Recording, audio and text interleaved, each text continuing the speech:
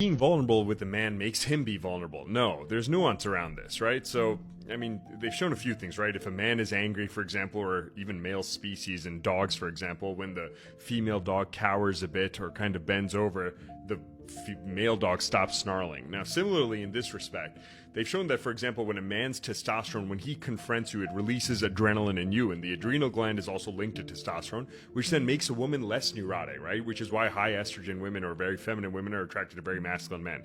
Then the oxytocin in you, women have more oxytocin receptors, the cuddle hormone, linked to estrogen. When you touch him, use a high-pitched voice, that releases that in him, and testosterone suppresses oxytocin, which then allows him to soften, right, when there's more oxytocin in him. So this is the truth, that when you are vulnerable and emotional and sharing your weaknesses, one, it activates a man's desire to problem solve, which makes him feel useful, which then lowers his guard so that he doesn't have the fragile version of ego, so that it's almost a subterfuge Trojan horse where he can open up more. But also, you being soft and sharing your softness does biochemically soften him a bit, right? So it's not actually, I'm vulnerable and then that makes him be vulnerable. That's like a man doing planning and then you suddenly want to do planning, but it may make you more decisive when he's able to show that steady foundation and vision and planning ability, yes? So don't see it as I'm vulnerable and then he suddenly opens up. It's more about softening him and honestly rubbing his ego so he feels useful, so his guard is down, so he can open up and trust you.